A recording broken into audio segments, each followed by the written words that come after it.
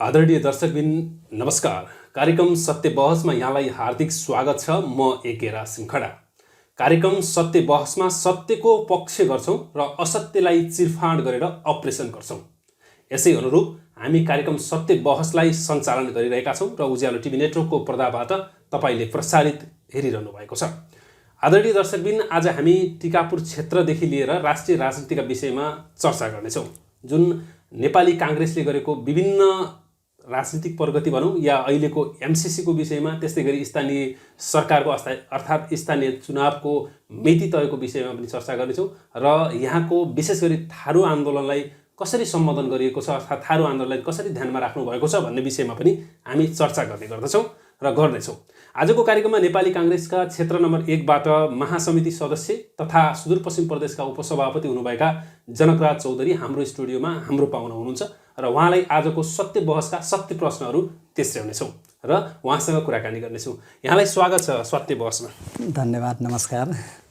निकै एउटा लामो समयपछि तपाईसँग भेटघाट गर्न अर्थात् समय जुरेको छ। हाम्रो अतिथिलाई स्वीकार गरेर आइदिनु भयो, त्यसको लागि धेरै धेरै धन्यवाद भन्छु। ल, मेरो तर्फबाट नि तपाईले स्टुडियोमा बोलाएर मलाई पनि 2-4 वटा कुरा बोल्ने अवसर दिनुभएको छ, त्यसको लागि हाम्रो उज्यालो टिभी नेटवर्कलाई पनि मेरो तर्फबाट धेरै धेरै धन्यवाद छ। अब हामी कुराकानी चाहिँ एमसीसी को विषयबाट सुरु गरौँ। अहिले चर्चा विचर्चा भइरहेको भनौँ या चर्चा परिचर्चामा आइरहेको एमसीसी छ, जो राष्ट्रिय स्तरमा पनि एमसीसी नेपाली कांग्रेसले पास गर्नुपर्छ भन्ने पक्षमा अड्किएको छ, अर्थात् उभिएको छ।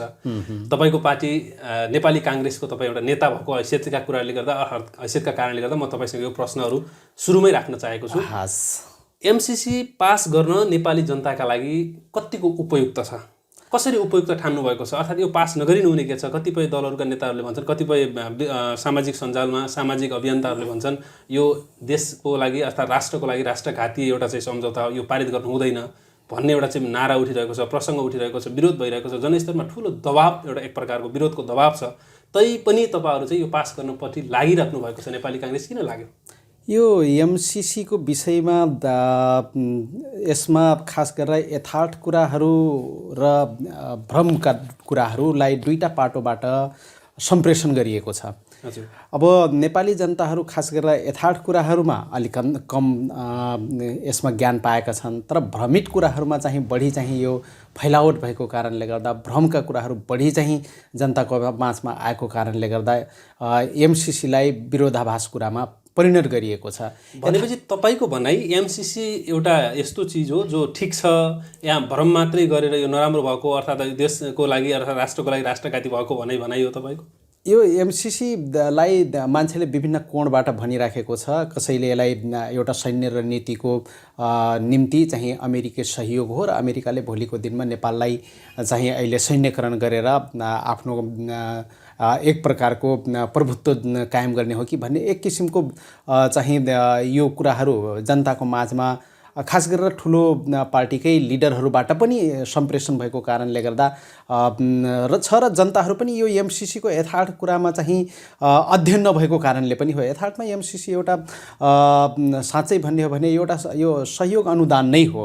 अमेरिकाले चाहिँ एमसीसीबाट प्राप्त गर्ने रकम नेपालकै पूर्वाधारकै विकासका निम्ति चाहिँ सहयोग गर्न खोजेको हो। त्यसैले यसलाई धेरै चाहिँ गलत तरिकाबाट विश्लेषण गर्ने, गलत तरिकाबाट सहयोग गर्नुभएको छ। एउटा अनुदान सहयोग गर्नका लागि पनि त्यति मर्यादा गरेर सहयोग दिनलाई किन पछि परेको भन्ने पनि छ नि। अच्छा, यस्तो छ। यसमा के छ भने यो नेपालको अहिलेको वर्तमान परिवेशमा तपाईलाई थाहै छ नेपालको अर्थतन्त्र गिरावटको अवस्थामा छ र नेपालको अहिले यो विभिन्न महामारीको कारणले गर्दा र अन्य चाहिँ रिमिटेन्सको पनि त्यो फ्लो अफ उत्कृष्टमा नगएको कारणले गर्दा नेपालको जुन अर्थतन्त्रको चाहिँ स्थिति मजबुत हुनुपर्ने थियो त्यो मजबुती त्यति धेरै चाहिँ नभएको अवस्थामा चाहिँ कुनै दार्जिलिङ निकायहरूबाट कुनै वैदेशिक सहायता अनुदानको रूपमा आउँछ भने त्यसलाई चाहिँ स्वीकार्नै हुँदैन भन्ने पनि त होइन नि त, हैन? हामीले तर त्यो स्वीकार्दै गर्दाखेरि एमसीसी को बीचमा धेरै विवादित विषयवस्तु उठेका छन्, जो नेपाल सरकारले त्योबाट एमसीसी का लागि आएका सामानहरूलाई कन्टेनरमा आयो भने त्यो कन्टेनरले नेपाली सेनाहरूले हिसाबले अर्थात् नेपाली सुरक्षा फौजले चेक जाँदै गर्न नपाउने खालको सम्झौता पनि देखिएको छ कुनै कुनै पोइन्टहरूमा। कुनै कुनै पोइन्टमा के छ भने त्यहाँका कार्यकर्ता भनौँ न कर्मचारीहरू आएर अर्थात् त्यहाँको मान्छेले यहाँ एमसिसीको काम गर्दै गर्दा यहाँ आएर कुनै विकृति फैलायो अर्थात् कुनै न कुनै गल्ती गर्यो भने नेपाल सरकारको कानुनले चाहिँ उनलाई सुनै नसक्ने भन्ने खालको अभिव्यक्ति आइरहेको हुन्छ। त्यहाँभित्रको एउटा चाहिँ यस्तो खालको एउटा यो भरम हो या साँच्चीकै यो वास्तविकता यो के हो अब तपाईँलाई पनि थाहा होला। यो कस्तो छ भने अब त्यो तपाईँले भनेको स्वाभाविक हो। पूर्वाधारका निम्ति आउने जुन विभिन्न उपकरणहरू होला त्यो उपकरणहरूमा कहीँ एउटा शङ्काको कुरा हो। कन्टेनरमा हतियार पनि प्रवेश गराउँछ र त्यो हतियार आएको खण्डमा चाहिँ फेरि यो जुन एमसिसीको जुन सरोकारवाला पक्ष छ, एमसिसीको जो अथोराइज निकाय छ, त्यो अथोराइज निकायले चाहिँ आफ्नो ढङ्गले मात्रै त्यो कन्टेनर पठाउने, आफ्नो ढङ्गले मात्रै त्यसको खोज तलास गर्ने, आफ्नै ढङ्गले मात्रै त्यसको चाहिँ सुरक्षण गर्ने भन्ने विषय चाहिँ होइन।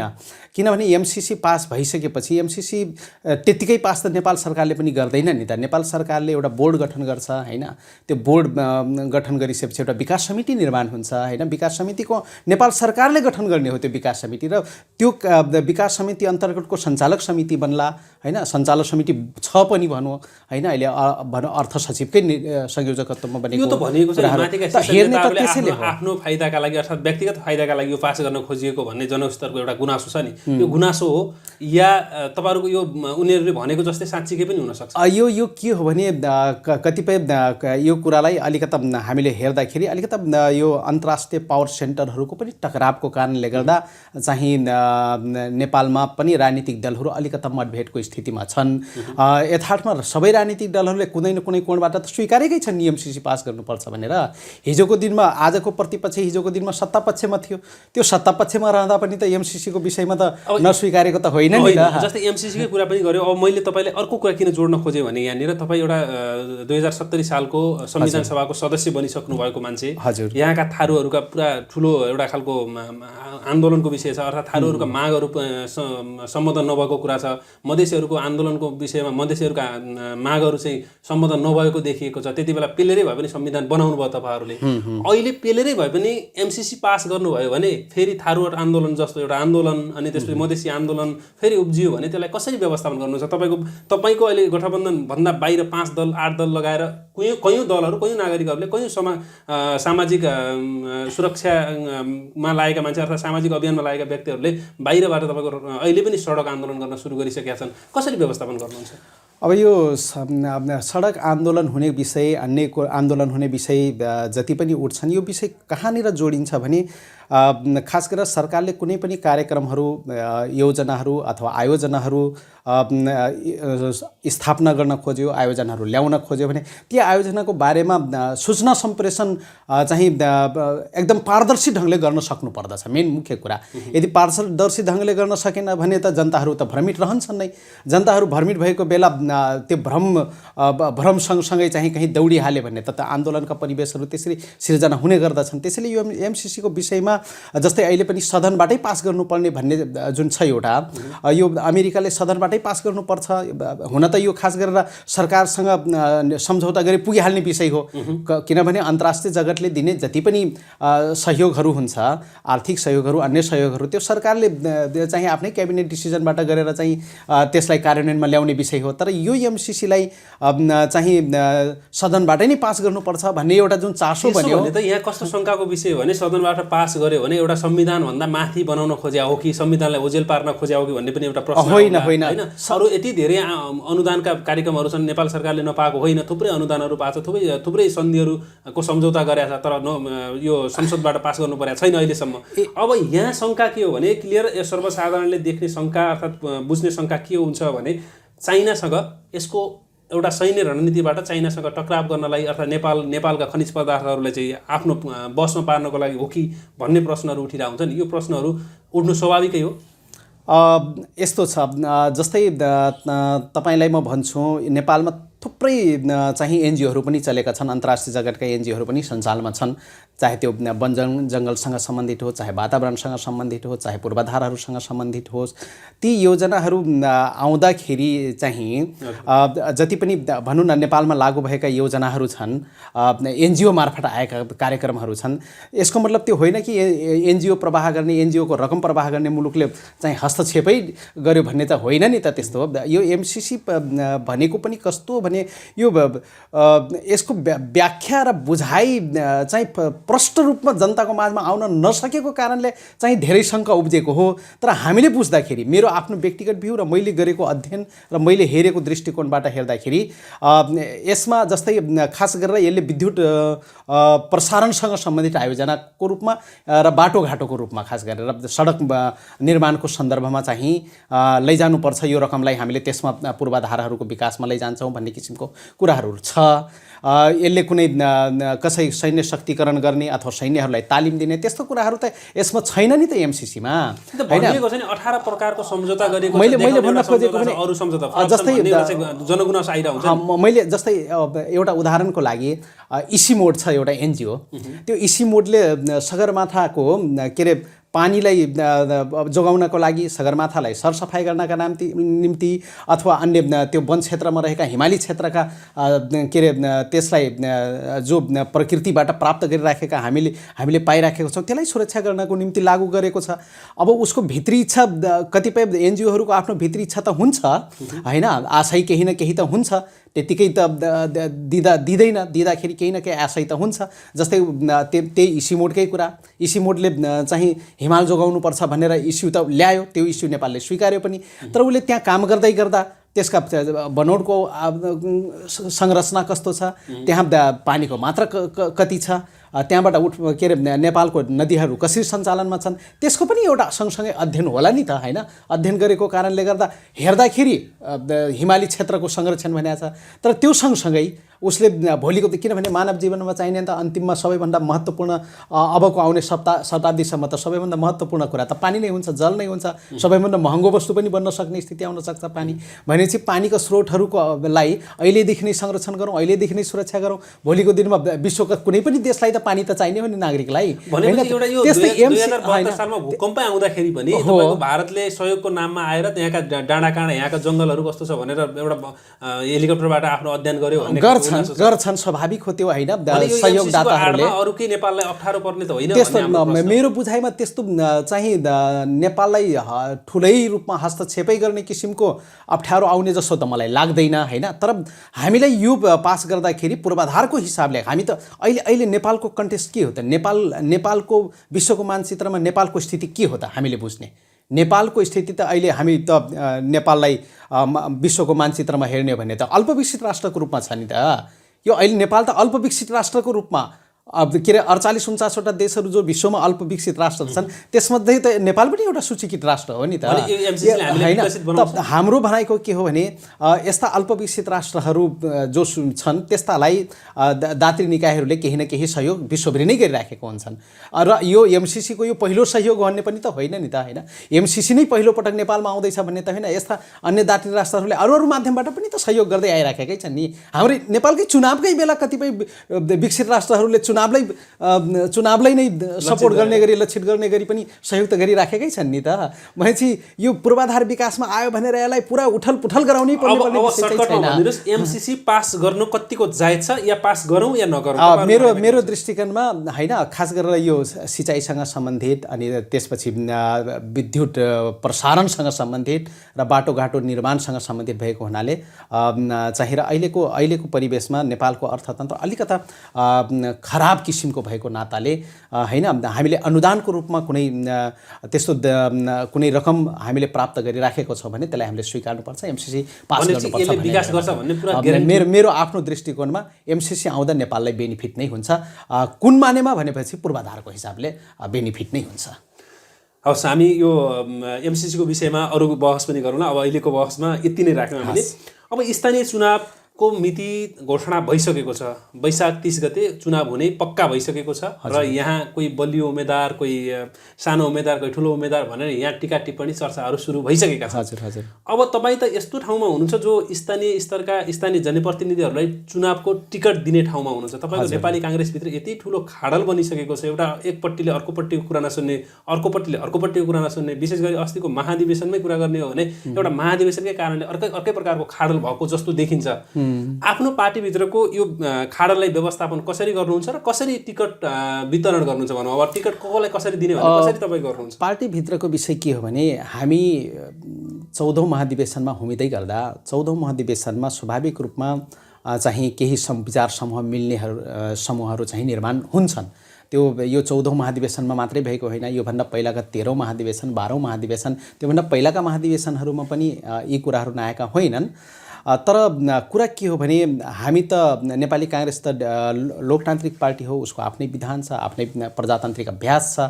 प्रजातान्त्रिक अभ्यासको निम्ति जसरी अहिले विजेता र उपविजेताको रूपमा अलिकता मतमतान्तर जस्तो देखिन्छ पार्टीभित्र आन्तरिक रूपमा, तर त्यो आखिर विजेता र उपविजेता दुइटैले त्यो चुनावमा हुमिँदै गर्दा, महाधिवेशनको चुनावमा, हाम्रो 14औं महाधिवेशनको चुनावमा हुमिँदै गर्दा त दुइटैले स्वीकारेको विषय हो नि कि हामीले नेपाली काङ्ग्रेसको विधान अनुकूल प्रजातान्त्रिक अभ्यासमा, लोकतान्त्रिक अभ्यासमा जाँदैछौँ र यो अभ्यास भनेको नेपाली काङ्ग्रेसले बलियो बनाउनको निम्ति हो भनेर दुइटै थरीको, दुइटै तिनवटा जति भनौँ न गुट बुगटहरू निर्माण भएको होला, विचारहरू भएको होला होइन। त्यसैले मैले भनेको के भने सबैले त्यो प्रक्रिया र विधिलाई स्वीकारेको हुनाले होइन, मेरो आफ्नो ऊ के हो भने मूल्य मान्यता, मेरो आफ्नो विचार के हो भने विजेता र उपविजेता साथीहरूले होइन अभ्यासलाई स्वीकारेको हुनाले सहजै रूपमा यो स्थितिलाई लिन्छन् कि भन्ने मैले चाहिँ त्यो विश्वास गरेको छु। किनभने दुइटैको उद्देश्य एउटै थियो कि नेपाली काङ्ग्रेसलाई बलियो बनाऊ। बलियो बनाउने क्रममा कोही 2-4 भोट बढी पाएको होला, कोही 2-4 भोट कम पाएको होला, त्यो त आन्तरिक घरभित्रको विषय न हो। घरभित्रको विषय भएको नै भोलिको दिनमा त हामीले अन्तर पार्टीहरूसँग चाहिँ चुनावी मैदानमा उत्रिनुपर्ने छ। त अन्तर पार्टीहरूसँग चुनावी मैदानमा उत्रिँदै जाँदा सबभन्दा पहिला त आफूभित्रको एक्सर्साइजलाई मजबुत बनाउने हो, आफूभित्रको नेतृत्वलाई सबल बनाउने हो। त्यो सबल नेतृत्व बनाऊ भनेर सबैजना होमिएकै हो। होमिसकेपछि एउटा परिणाम आयो, एउटा कोही पुरानै नेतृत्वहरू पनि दोहोरिएका होलान्, कहीँ के अरे नयाँ नेतृत्वहरू आएको छन्। यो त स्वाभाविक प्रक्रियाभित्र पर्ने हुनाले नेपाली काङ्ग्रेसका सबै साथीहरू, कार्यकर्ता जति पनि छन्, नेताहरू छन्, मलाई लाग्छ उहाँहरूले सहजै स्वीकार्नुहुन्छ। उहाँलाई अभ्यासभित्रकै विषय हुनाले यसलाई पार्टीलाई घात अन्तर्घात गर्ने विषयमा चाहिँ जाँदैनन् कि भन्ने मेरो आफ्नो चाहिँ विश्वास हो। मैले विश्वास अब हेर्नुहोस्, यहाँनिर यो स्थानीय चुनावकै कुरा गरिरहनु पर्दा यहाँ चाहिँ दुईवटा कुरा छ क्या। मुख्य कुरा के छ भने अहिलेको एउटा नागरिक उन्मुक्ति पार्टीको दर्ताको विषयमा पनि एउटा चुनौती छ। अर्को त्यस्तै थारू आन्दोलनको विषयमा तपाईँको 2072 सालदेखि अहिलेसम्म थारूका विभिन्न मोटमिटावहरू छन्, अर्थात् यहाँका थारूहरूका मागहरू सम्बोधन नभएको देखिएको छ। तपाईँ एउटा आफै पनि एउटा पार्टीमा एउटा आफै पनि थारूबाट तपाईँ भनौँ न थारू जातिको प्रतिनिधित्व गर्दै एउटा नेतृत्वमा पुग्नु भएको व्यक्तिको हिसाबले कुरा गर्नुपर्दा काङ्ग्रेसले यहाँका थारू जातिहरूका लागि हक हितका लागि काम गरेको त कतै पनि देखिएको छैन, अर्थात् गुनासो देखिएको छ। यो तपाईँ चुक्नु भएको हो? होइन, चुकेको पनि होइन र काङ्ग्रेसले गरेको छैन भने पनि भन्न मिल्दैन। अब यो जनगुनासो त यही छ नि। त्यो जनगुनासोको विषय के हुन्छ भने म त्यस अहिले चिरफार गरौँला यो विषयमा। पहिलो कुरा त के हो भने अब यो जुन पार्टी नयाँ पार्टी आएको छ भन्नुभयो, नयाँ पार्टी आयो भनेर तर्सिने र डराउने विषय पनि होइन यो। किनभने नेपालको हरेक नागरिकलाई पार्टी खोल्न पाउने अधिकार छ। त्यो अधिकारभित्र कसैले पार्टी खोल्यो, टिकापुरकै मान्छेले खोल्यो भन्दैमा चाहिँ टिकापुरवासीहरू आतङ्कितै हुनुपर्ने विषय त छैन। पार्टी त अन्यत्र पनि खुलेका छन् नि त होइन, खुल्ने क्रममा पनि छन्। चुनाव आइसकेपछि त दर्ता त गर्छन्, जो पनि स्वाभाविक रूपमा छ। कसैका आफ्ना सिद्धान्तहरू होलान्, कसैका आफ्ना विचारहरू होलान्, समाजमा रूपान्तरण का कुराहरू कसैले ल्याएको होलान्, कसैले आर्थिक समृद्धिका कुराहरू लिएर आएका होलान्। त्यही स्वाभाविक यसलाई पार्टी खोल्नुलाई मैले चाहिँ स्वाभाविक रूपमा मान्छु। यसमा कुनै ठुलो कुरो होइन। अब पार्टी खोलिसकेपछि स्थानीय स्तरमा कुनै पार्टी खुल्यो भने पार्टी खुल्नुभन्दा पहिला त जो जनता थिए, जो मतदाता थिए, त्यो कुनै न कुनै अन्य पार्टीसँग जोडिएका मान्छेहरू थिए। नयाँ पार्टी खोलिसकेपछि केही मान्छेहरू त जान्छन्। पार्टीबाट भनौँ नेपाली काङ्ग्रेसबाट विशेष गरी अस्ति भर्खरै पनि एउटा तपाईँहरूको चाहिँ एउटा चिठी गएको छ यो निर्वाचन आयोगमा, किनभने त्यहाँबाट 15 जना कम्ती भने वडा अध्यक्षसहित 15 जना स्थानीय जनप्रतिनिधिहरू तपाईँको पद भनौँ न तपाईँको पार्टीबाट त्यो पार्टीमा गएको देखिएको छ। तपाईँको नेपाली काङ्ग्रेसलाई चाहिँ ठुलो झट्का लाग्यो हो कि होइन? झट्का लागेको पनि होइन होइन, किनभने म एउटा कुरा यसमा के भन्छु भने प्रश्नै भन्न चाहन्छु। 70 सालमा म आफै पनि नेपाली काङ्ग्रेसभन्दा बाहिरको पार्टीभित्र थिएँ। त्यो बेला विजय गच्छेदारजी जो अहिले नेपाली काङ्ग्रेसको अहिले हाल केन्द्रीय सदस्य हुनुहुन्छ, नेपाली काङ्ग्रेसको एउटा परिपक्व नेता पनि हुनुहुन्छ, उहाँले चाहिँ नेपाल लोकतान्त्रिक नामको पार्टी खोल्नु भएको थियो। त्यो बेला पनि अब उहाँ पनि त नेपाली काङ्ग्रेस आबद्धै मान्छे, नेपाली काङ्ग्रेसभित्रको ठुलो योगदान पुर्याएको व्यक्ति। अनि उहाँको नेतृत्वबाट राष्ट्रिय पार्टी एउटा स्थापना भइसकेपछि त्यति बेला चाहिँ यहाँ त्यो पार्टीको अस्तित्व देखिएको थियो टिकापुरभित्र।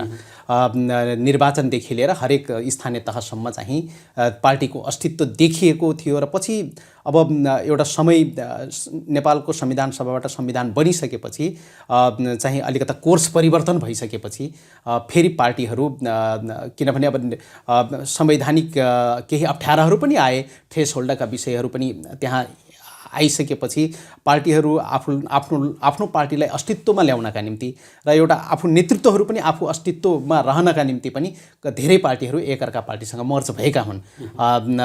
के अरे लोकतान्त्रिक नेपाल लोकतान्त्रिक फोरम के अरे नेपाली काङ्ग्रेसभित्र चाहिँ एकीकरण गर्यो। त्यस्तै वामपन्थीहरू पनि एकीकृत भएका थिए, फेरि फुटे वामपन्थीहरू।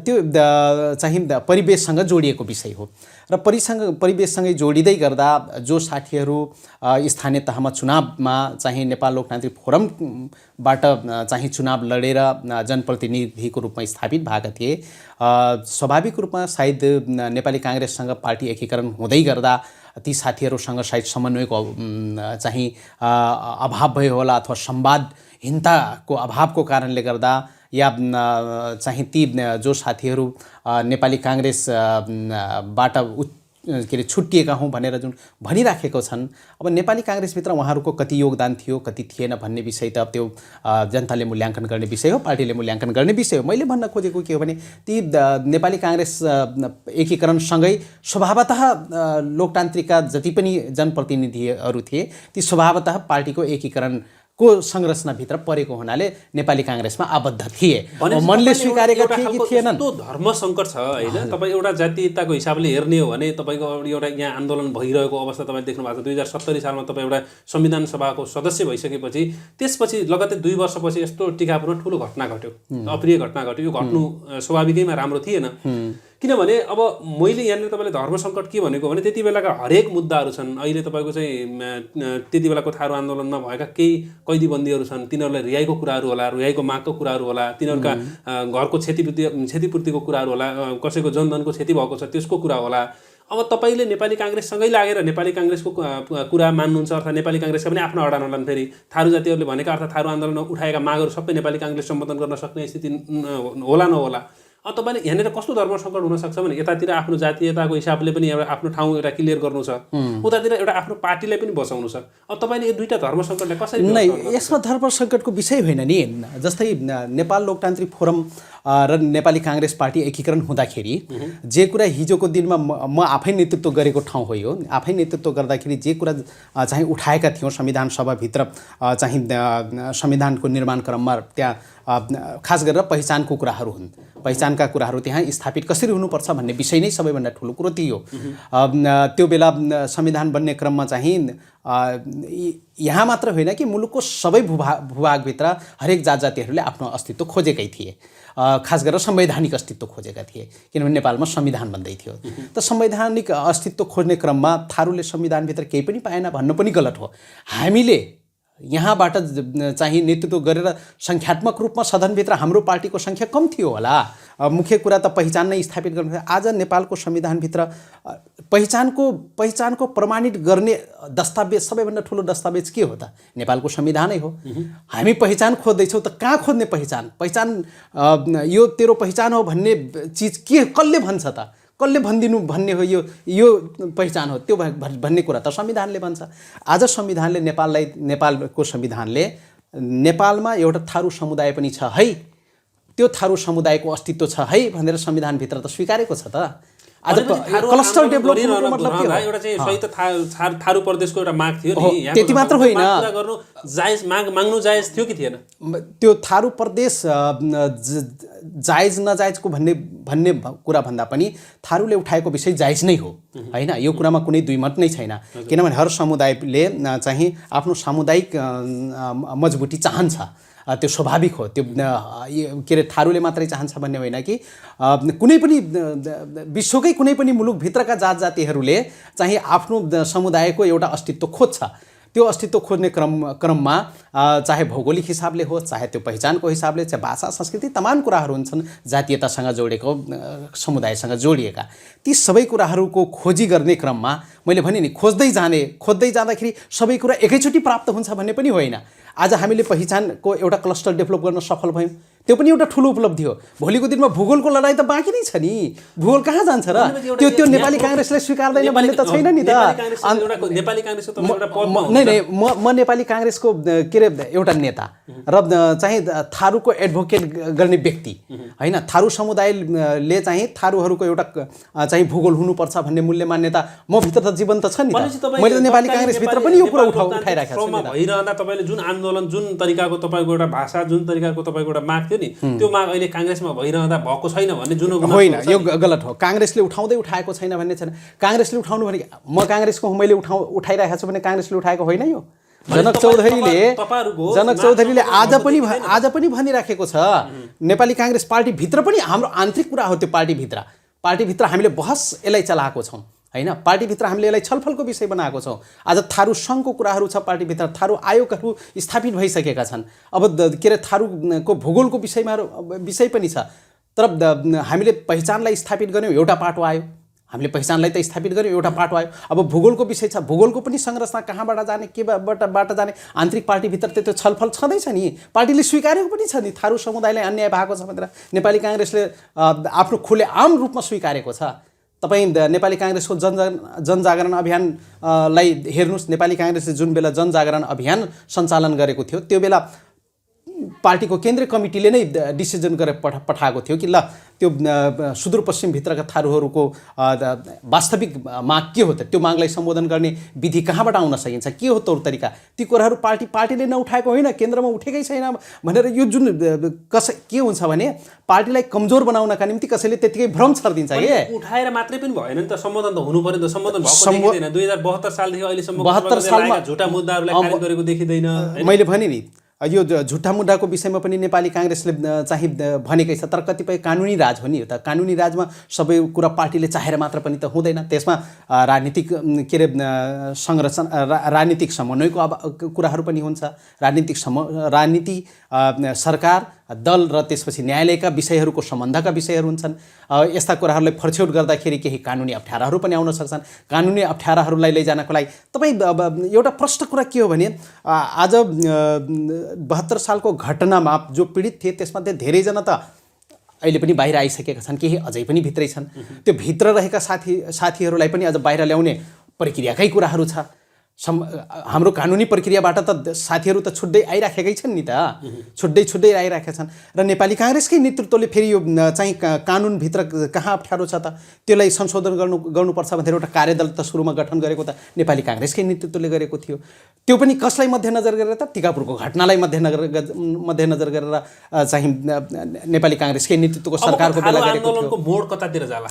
थारू आन्दोलनको मोड भनेको के हो भने थारू आन्दोलनको मोड भनेको अब भौगोलिक आन्दोलन नै हो हैन। मुख्यतया भौगोलिक आन्दोलन भनेको के हो भने थारू जातिहरू संविधानभित्र जातीय क्लस्टरको रूपमा स्थापित भइसके। अब उनीहरूको एउटा चाहिँ नेपालकै संविधानले परिकल्पना गरे जस्तै एउटा स्वायत्तता टाइपको, स्वायत्तता हुने किसिमको हैन, त्यस्तो भूगोल एउटा दिनुपर्छ भन्ने मान्यतामा चाहिँ जान्छ। अब त्यो राजनीति उठेको पनि छ। एउटा परिवेश के हो भने तपाईँको जस्तै 6 नम्बर प्रदेशकै कुरा गर्नुपर्दा तपाईँको 6 नम्बर प्रदेशमा आन्दोलन हुँदा मान्छेहरू मर्दाखेरि भनौँ न, आन्दोलन गरिरहँदा 6 नम्बर प्रदेशले काङ्ग्रेसले एउटा चाहिँ प्रदेश कर्णाली प्रदेशको रूपमा एउटा स्थापित गरिदियो। थारू आन्दोलन गरिरहँदा थारूहरूको माग सम्बोधन गर्नलाई यहाँ एउटा प्रदेश बनाउन जायज थियो कि थिएन? थियो, एकदमै। यसमा त कुनै दुई मतै छैन हैन। यसमा के रे नाजायज थियो भन्न त मिल्दैन। दोष कसको छ यो नहुनुमा? यसमा दोष कुनै पार्टीले नै लिने भन्ने विषय पनि होइन हैन। कुनै काङ्ग्रेसले नै यसको दोषी हो भन्ने पनि होइन। साइड एडभोकेट जसले यो एजेन्डाको एडभोकेसी सबभन्दा बढी गरेर राखेको थियो तिनीहरूको साइड हैसियत पुग्न नसकेको हो कि उनीहरूले त्यो त्यति बेलाको राजनीतिक दलहरूसँग संवाद गर्न नसकेको हो कि आफ्नो कुरा बुझाउन नसकेको हो? कमजोरी दिनेको मात्रै हुँदैन, माग्नेले पनि माग्न नसकेको हो कि आफ्नै भित्र स्पष्टता नभएको हो कि? ती कुराहरू पनि आयो नि त हैन। अब नेपाली काङ्ग्रेसलाई यहाँको थारू जातिहरूले भोट दिने आधार के छ? यस्तो छ, नेपाली काङ्ग्रेसलाई थारूले भोट दिने एउटै आधार के हो भने आजको दिनसम्म जति पनि थारूहरूको सम्बन्धमा चाहे त्यो मुक्त कमैयाको के रे मुक्ति गर्ने घोषणादेखि लिएर चाहिँ संविधान जारी गर्दाखेरि आखिर थारू क्लस्टर संविधानभित्र त संविधानको नेतृत्व नेपाली काङ्ग्रेसले नै गरेको थियो। त स्वीकार्यो त थारूको अस्तित्वलाई त। भनेपछि थारूको अस्तित्वलाई नेपाली काङ्ग्रेसले स्वीकार्दैन भन्ने त छैन नि त। हामी थारूको निम्ति नेपाली काङ्ग्रेसले धेरै थोक गरेको छ। ती धेरै थोक गरेको कुराहरू जनताको माझमा भन्ने हो। अब हामीले त्यो भनेर त्यसपछि नेपाली काङ्ग्रेसप्रति आकर्षण गर्ने हो। र फेरि यो यस्तो विषय के हो भने यो संवैधानिक विषयहरू हुन्। संविधानभित्रका विषयहरूमा सानोतिनो मसिनो कुरोले मात्रै हुँदैन। यसमा त अलिकता हैसियतयुक्त पार्टी नै चाहिन्छ नि त। हैसियतयुक्त पार्टीलाई कन्भिन्स गर्नुपर्ने हुन्छ। त्यो कन्भिन्स गर्ने जिम्मा अबको काङ्ग्रेसभित्रको नेतृत्व त हामी छौँ नि त। थारू नेतृत्वहरू जति छौँ हामी देशभरिका, हामीले अब थारूहरूको निम्ति पार्टीभित्र चाहिँ मूलतः दबाब त दिनै राखेको छौँ र यसलाई कार्यान्वयनलाई को पाटोमा लैजानका निम्ति अझ थप र सशक्त दबाबको आवश्यकता छ। र पार्टीले स्वीकारेको विषय पनि छ। पार्टीले नस्वीकारेको विषय भइदिए भए हामीलाई गाह्रो हुने स्थिति थियो। पार्टीले त आउने दिनमा सहजीकरणको रूपमा अब यसलाई अब थारू समुदायलाई कसरी हामीले कुन तौर तरिकाबाट चाहिँ उहाँहरूको मागलाई अझै पनि, किनभने संविधान त अपुरो नै छ नि। हामी पूर्ण रूपमा संविधान बनिसकेका छ भन्ने त छैनौँ। त्यसभित्र कतिपय कुराहरू अझै पनि उधारै कुराहरू छन्, अधुरो कुराहरू छन्। त्यहाँ पनि संशोधन गर्नुपर्ने कुरा। भोलिको दिनमा यो टिकापुर कैलालीको टिकापुरको थारूहरूलाई कहाँ मिलाउने त? बर्दियासँग मिलाउने बित्तिकै थरवट त हुँदैन नि त। बर्दियासँग मिलाइदिने बित्तिकै थरवट हुन्छ त? कञ्चनपुर र बर्दिया र दाङसम्म भूगोल मिल्ने बित्तिकै थरवट भइहाल्यो त। अरू जातिका मान्छेहरू पनि त छन् नि त हैन। त यो कुरालाई पनि अलिकता एनालाइटिकल तरिकाबाट जाने हो कि हामीले त्यो हाजुवाको टालमा हावाको टालमा चाहिँ बोलेर मात्रै भएन। कार्यान्वयनको पाटो मुख्य कुरा हो। बोल्नलाई त म पनि बोलिदिन्छु ला, तर बोलेर मात्र त्यसलाई पुरा गर्न सक्नु भएन भने भोलिको दिनमा त्यो बोलेको त कुराको त अर्थ रहँदैन नि त। किनभने नेपाली काङ्ग्रेस अब थारूको आन्दोलनको विषयमा गहन भएर हिँड्छ। जस्तै टिकापुरको घटनामा घरहरू जलेका थिए, नष्ट भएको थियो, त्यसको पनि क्षतिपूर्तिको विषयमा सबभन्दा चाहिँ बढी कसले बोल्यो त? नेपाली काङ्ग्रेसले नै बोल्यो। नेपाली काङ्ग्रेसकै नेतृत्वबाट क्षतिपूर्ति उपलब्ध भयो। तत्कालीन गृहमन्त्री हाम्रो नेपाली काङ्ग्रेसकै विमलेन्द्र निधिजी हुनुहुन्थ्यो। उहाँकै के अरे भरमग्दुर अभ्यासले चाहिँ यहाँका थारूहरूले धेरै राहत पाए। त्यो बेलाको घटनासँग जोडिएको कुराहरूमा त राहत त पाए नि त। जे जति पाए क्षतिपूर्तिहरू त्यो पनि एक किसिमले ठुलो क्षतिपूर्तिको रूपमा हामीले मान्नुपर्छ। ठुलो क्षतिपूर्ति त्यो बेला नेपाल सरकारले, त्यस्तो प्रकृतिको क्षतिपूर्ति कहिल्यै नेपालमा दिएको इतिहासै थिएन। त्यो टिकापुरको थारूहरूको आन्दोलनबाट भएको क्षतिको पूर्ति नेपालको सरकारले गरेको सबैभन्दा ठुलो ऐतिहासिक निर्णय हो त्यो। भनेपछि त नेपाली काङ्ग्रेसकै नेतृत्वबाट भएको छ नि। त्यही बेला यता क्षतिपूर्तिको कुरो पनि थियो। सदनभित्र संशोधनको विषय पनि नेपाली काङ्ग्रेसले नै हालेको हो नि त। अब तपाईँको नेपाली काङ्ग्रेससँग यो गठबन्धनका कुराहरू पनि छ होइन। अहिले 5 दलसँग भनौँ न, मुख्य गरी 3 दल, ठुलो दल भएको अहिले 3 दलसँग तपाईँको सहकार्यको एउटा सरकार छ। त्यसै गरी भन्ने हो भने पनि तपाईँको अहिले एमाले प्रमुख प्रतिपक्षी दलमा रहेको छ।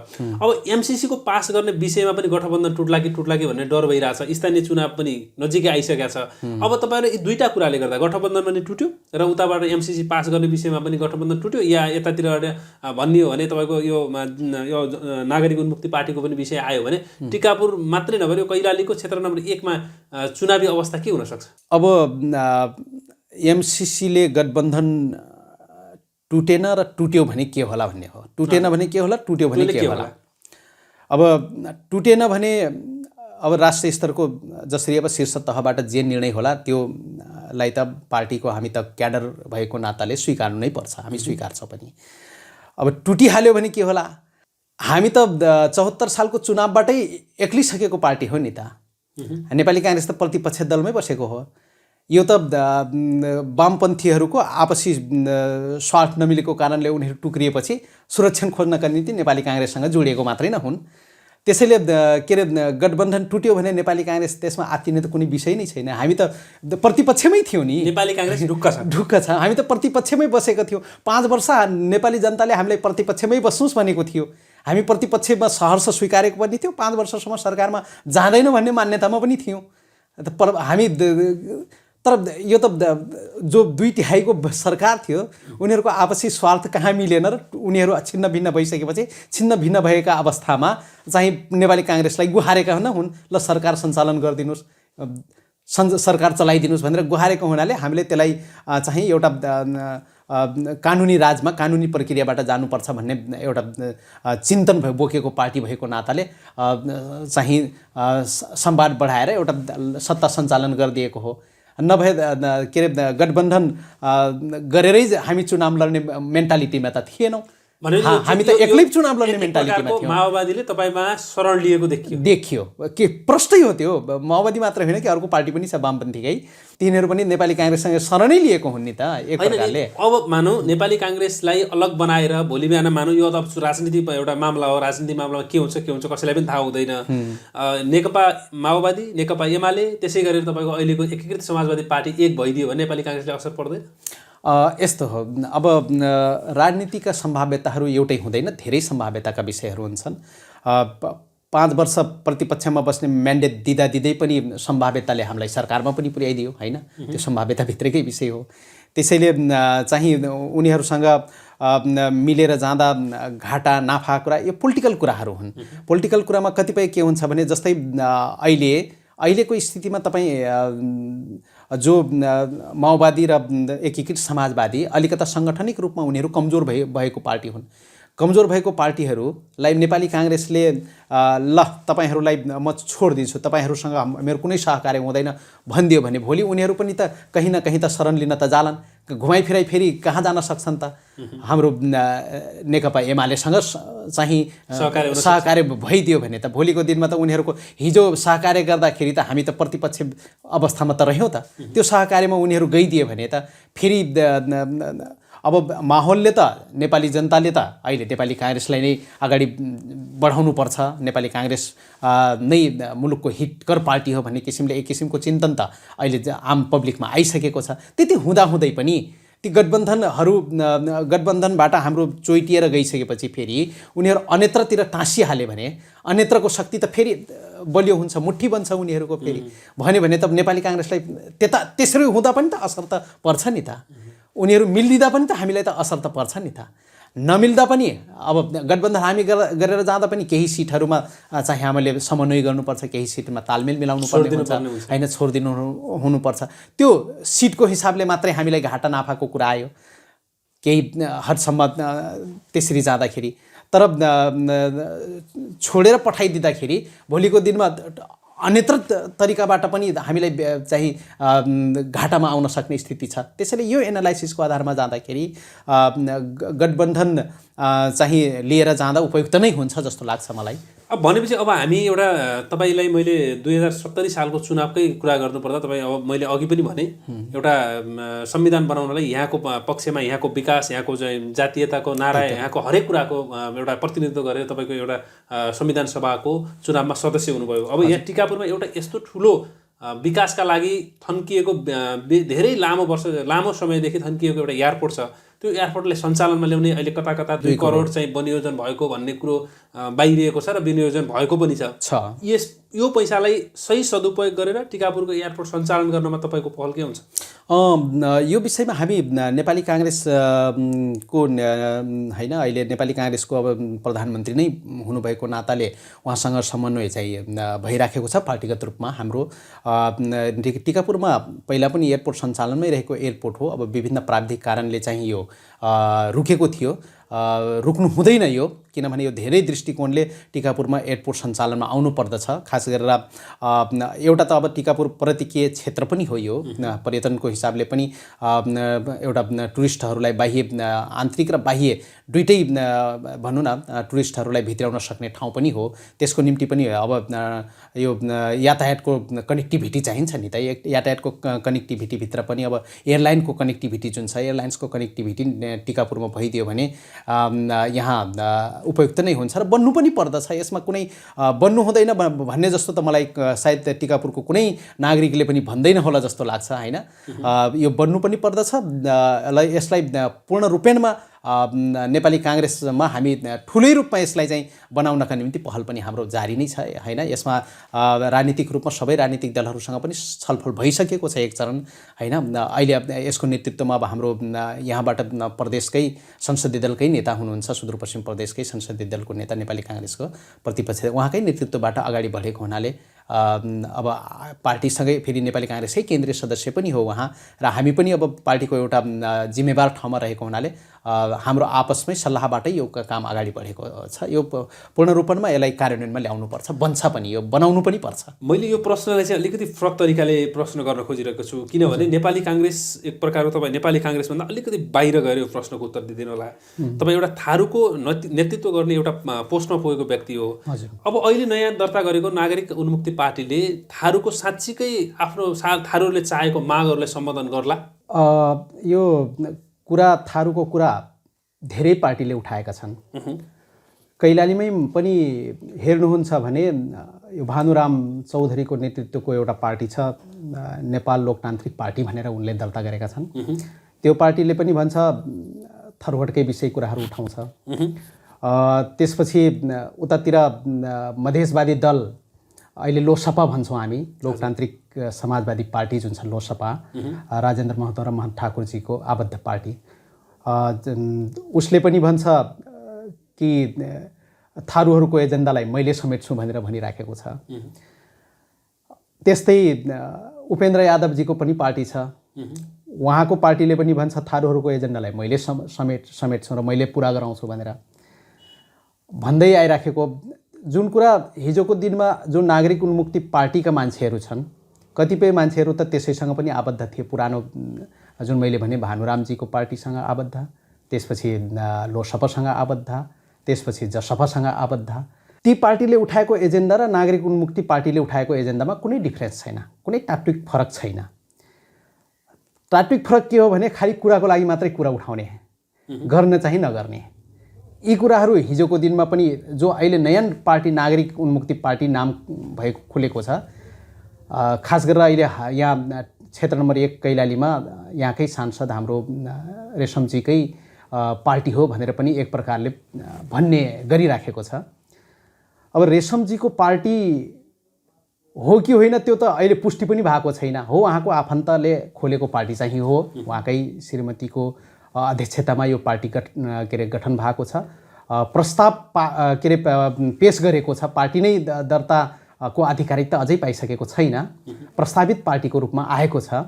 भोलि यो पार्टीले चाहिँ चुनाव हुँदाखेरिसम्म आधिकारिकता पाउँछ कि पाउँदैन त्यो पछिको विषय हो। हुन त नेपालको संविधानले व्यवस्थाअनुसार हर नागरिकले पार्टी खोल्न पाउने अधिकार भए हुनाले पाउँछ पनि, पाउला पनि। तर मेन कुरा के हो भने नागरिक उन्मुक्ति पार्टी भित्रको नेतृत्व गर्ने मान्छेहरू कस्ता खालका छन् त? अहिले आज टिकापुरमा जो मान्छेहरूले यसभित्र यसको नेतृत्व गर्दैछन्, ल एकछिनको लागि उदाहरणकै रूपमा ल्याउन, रञ्जिता श्रेष्ठजी यो पार्टीको अध्यक्ष हुनुहुन्छ। हिजोको दिनमा उहाँको थरवट आन्दोलनमा कति योगदान थियो त? लिगेसीले मात्रै सबै कुरा चल्दैन। कुनै व्यक्तिले नेतृत्व गर्छ भने त्यो नेतृत्व गर्ने व्यक्तिले पनि समाजको निम्ति कति योगदान पुर्याएको छ त्यसमा पनि भर पर्दछ। रञ्जिता श्रेष्ठज्यूले, यो पार्टीको अध्यक्षज्यूले यहाँको थारूहरूको निम्ति कति मुभमेन्टमा हिँड्नुभयो त? र सँगसँगै उहाँसँग जोडिएका अन्य केन्द्रीय सदस्यहरू पनि मैले देखिराखेको थिएँ, नाम पढेको थिएँ। तिनीहरू थरवट आन्दोलन हुँदाखेरि साँच्चैको थरवट आन्दोलनकारी थिए त? मलाई लाग्दैन ती जो व्यक्तिहरू यो पार्टीभित्रको केन्द्रीय सदस्य छन् तिनीहरू थरवट आन्दोलनलाई सपोर्ट गरेका मान्छेहरू छन्। भनेपछि थरोट आन्दोलनको एउटा बलमा अर्थात् बल बुद्धिमा टेकेर आफू एउटा पार्टी बलियो बनाउनु कुरा एउटै त्यति मात्रै हो। अहिले रेशमजी यो जुन 2072 सालमा जुन घटना घट्यो त्यो घटनालाई भजाएर बिजनेस चलाउन खोजेको हो यो एक प्रकारले। त्यो घटनालाई भजाएर थारूहरूलाई ब्ल्याकमेलिङ गर्न खोजेको छ, गुमराह बनाउने अनि त्यसपछि भावनालाई बिक्री गर्ने, भावनालाई बिक्री गरिसकेपछि जनता आकर्षित होलान् भन्ने हिसाबले भावनालाई एक प्रकारले एक भन्ने हो भने यो प्राली जस्तै बिजनेस गर्न खोजेको छ। त्यसको लागि तपाईँले आफ्नो नागरिकहरूलाई भनौँ, यहाँको नागरिकहरूलाई, यहाँको जनताहरूलाई, यहाँको चाहिँ भोटरहरूलाई शिक्षित बनाउनु पर्यो, अर्थात् त्यसको विषयमा विज्ञ बनाउनु पर्यो नि। नै यसमा एउटै कुरा मात्रै सजिलो कुरा भनिदिउँ न, 74 सालको आम निर्वाचनमा रेशमजीले उठाएकै त हुन् त यी मुद्दा, उनी निर्वाचित पनि त भए, जनताले जिताइ पनि दिए त। रेशमजी यहाँबाट जितेर गइसकेपछि त्यो मुद्दा कहाँ गयो त? प्रश्न यो पनि त हो नि। कसैलाई दोष मात्रै दिने होइन नि, निर्वाचित त आफू पनि भइसक्नु होइन। उहाँ निर्वाचित हुनुभयो, उहाँलाई लिएर जेलमा हालियो भने त उहाँले के गर्न सक्ने स्थिति रहेन। जेलमा कसले लग्यो त? कसले लियो त जेलमा? उहाँ आफै जानु भएको हो, उहाँको घरमा पुलिस खोज्दै त आएको होइन। सांसद भइसकेपछि त सांसदले जुन कुरा जनताको माझमा भनेको थियो त्यो माझमा भनेको विषय कुराहरूलाई अलिकति थोरै भए पनि त कार्यान्वयनमा त ल्याउनु पर्यो नि। उहाँ मात्रै त हुनुहुन्न नि, अर्कै सांसद पनि त यहाँ जित्नु भएको छ, प्रदेशमा जित्नु भएको छ, कृष्ण चौधरी। उहाँले के गर्नु भएको छ त? यही पार्टीमा हुनुहुन्छ उहाँ पनि, उहाँ त बाहिरै हुनुहुन्छ नि त।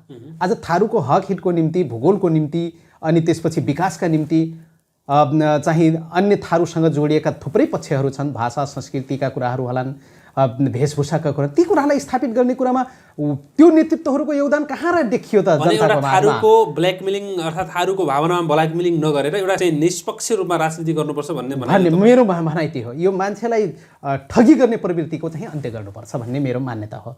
ठगेर कति दिन गुमराहमा पाल्नुहुन्छ? आखिर घुमाइ फिराइ त आउने ठाउँ त त्यही हो।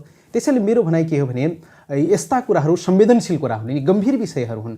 संवेदनशील गम्भीर विषयहरूलाई चाहिँ यो के अरे जथाभावी अनि लहैमा मात्रै बोलेर हुँदैन। यत्रो ठुलो ठुलो पार्टीहरूले रेशमजी आबद्ध पार्टी लोसपा जसपा भनौँ न, सरकारमै पनि त गएको थियो त। एक समय त यस्तो थियो कि मन्त्रीमण्डलमा सबैभन्दा बढी मन्त्रीहरू जसपाकै थिए, रेशमजीकै पार्टीका मान्छेहरू सबैभन्दा बढी मन्त्रीमण्डलमा थिए। तर पनि त्यो मन्त्रीमण्डलले त केही पनि गर्न सकेन नि उहाँहरूको निम्ति। त्यो भनेर मात्र हुँदैन नि त, कार्यान्वयन गर्ने ठाउँमा त जानु भएको थियो। अरूलाई दोष लाउनुभन्दा आफै पनि त कार्यान्वयन गर्ने ठाउँमा गइसकेको मान्छेहरू छन् नि त। उसो भए नागरिक उन्मुक्ति पार्टीले जतिको नारा उठाएको छ त्यो गर्न सक्छ या सक्दैन भन्नेमा प्रश्नै छ। प्रश्न यति ठुलो प्रश्न छ कि नागरिक उन्मुक्तिले जे कुरा उठाएको छ नि, नागरिक उन्मुक्तिको तहबाट चाहिँ त्यो हुँदैन पुरा। हस्, धन्यवाद। आफ्नो अमूल्य समय दिएर हाम्रो स्टुडियोमा आएर कुराकानी गरिदिनु भयो, त्यसको लागि धेरै धेरै धन्यवाद। ल, धन्यवाद छ तपाईँलाई पनि। आदरणीय दर्शकबिन, हामीले आजको कार्यक्रमलाई अलिकति फरक प्रस्तुति गरेका छौँ। तपाईँले कस्तो लाग्यो? जस्तो लाग्यो त्यस्तै सुझाव सल्लाह र प्रतिक्रिया लेखेर हाम्रो कमेन्ट बक्समा लेख्न चाहिँ नभुल्नुहोला भन्दै आजको यो कार्यक्रमबाट म यज्ञराज सिमखडा पनि बिदा हुन्छु। हवस् त, नमस्कार।